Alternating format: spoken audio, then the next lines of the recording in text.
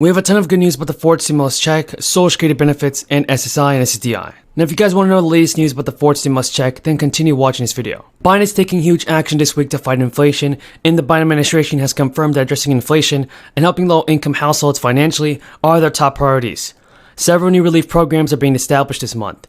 Confronted with a sharp decline in approval ratings and the relentless increase in consumer prices, President Biden is finally shifting to full inflation fighting mode with a month-long campaign intent to contain public outrage over the rising cost of everyday goods. The White House is taking steps to calm voters and their worries about surging inflation.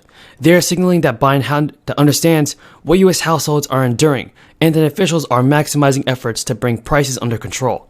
This comes ahead of the midterm elections. Just last week, Biden held a rare Oval Office meeting with Jerome Powell. Central bank officials hiked interest rates again on May 4th, lifting them by 50 basis points for the first time in 2 decades. Jerome Powell has said inflation is much too high, and the Fed has also announced plans to begin running down its massive $9 trillion balance sheet. The inflation report in April showed that prices cooled off a bit, but remain near a 40-year high. Core prices, which exclude gas and food, also accelerated more than expected, underscoring how strong inflationary pressures in the economy still are. With Biden's approval rating sinking to its lowest level yet, the White House had no choice but to confront growing voter anger over rising prices. To tackle this, Biden put inflation as top domestic priority. And to stop 40-year highs in price increases, the economy will have to slow. The ability of producers to get their goods to the marketplace will have to get a lot better, and demand and supply will have to come back into the balance.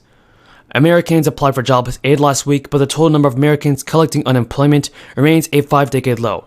Applications for unemployment benefits rose by 27,000 to 230,000 for the week ending June 4th, the most since mid-February. American workers are enjoying historically strong job growth and security 2 years after the crisis plunged. Now, in the state of Oregon, people who receive SNAP benefits will be receiving emergency allotments in June. The Fed has approved emergency allotments every month since March 2020, and this gives SNAP recipients additional support during the crisis.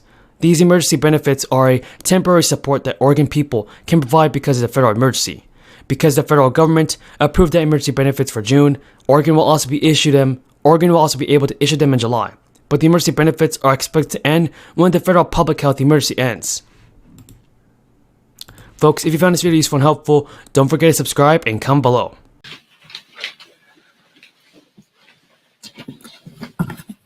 Good morning, everyone. Before I begin my opening remarks and yield to Pete, I just wanted to express our heartfelt prayers and condolences to our colleague Sean Caston and to the entire Caston family on the tragic loss of his 17-year-old daughter. Unspeakable tragedy, and we're asking everyone to respect the privacy that the family, of course, has requested, but we want to make it entirely clear that his House Democratic Caucus family stands with the Caston family during this hour of greatest need, and we ask that God continue to watch over Sean and the Caston family.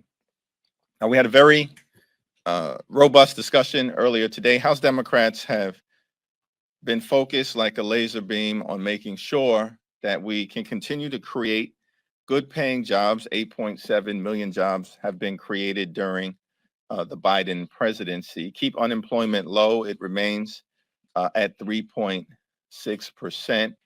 Wages have begun to increase. That is very positive, and we need to keep that going. We also, of course, have to lower costs for everyday Americans and create an economy that works for the people.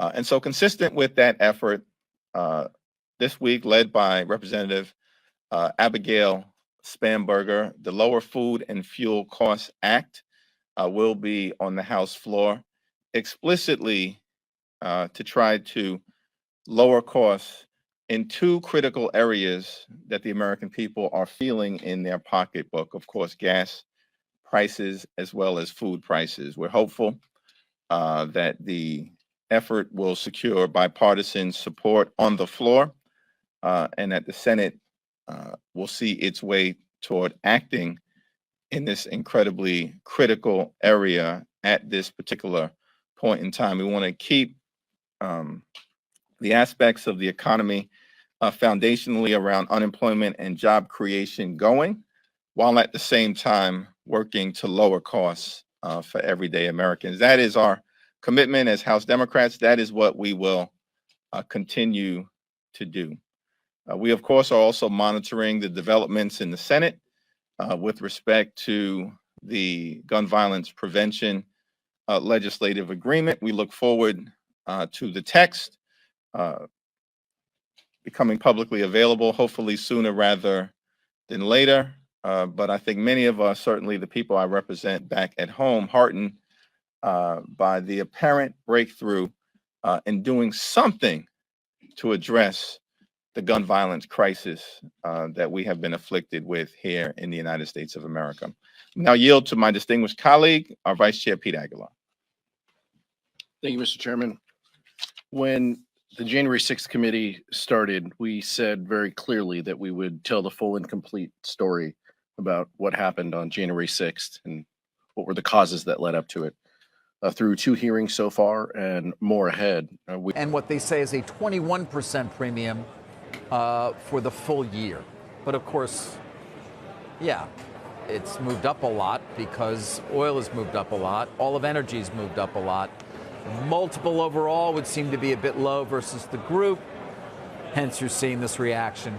If he really wants it, he's going to have to pay more. They've established a special committee of the board to obviously deal with their largest shareholder. He also made it clear in his letter, by the way, this is not about him selling, not about him at all interested in any way in another alternative or anything else. If the special committee says no, then they're just going to go home and keep their 83%.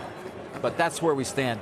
I guess, Jim, Carl, maybe it means he just thinks there's a great future for energy for a while. I think there now. is, although natural gas is down limit. Natural gas is down extraordinary, 8.5%. I'm trying to find that out. But look, I think that one of the things about these oil companies is that they generate so much cash that why would you not want the cash yourself? Why do you have to? By the way, I mean, the stock is up 343% over the last 2 years. Well, but 64% to date. And Harold now, I mean, you know, remember when he wrote that $1 billion check to his ex-wife?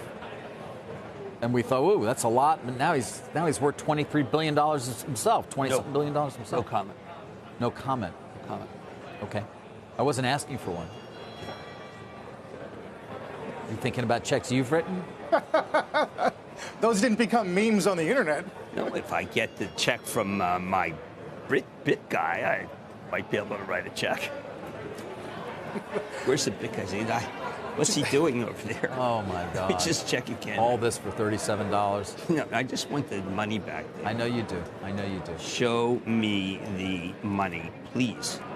To your point about nat gas, Jim, free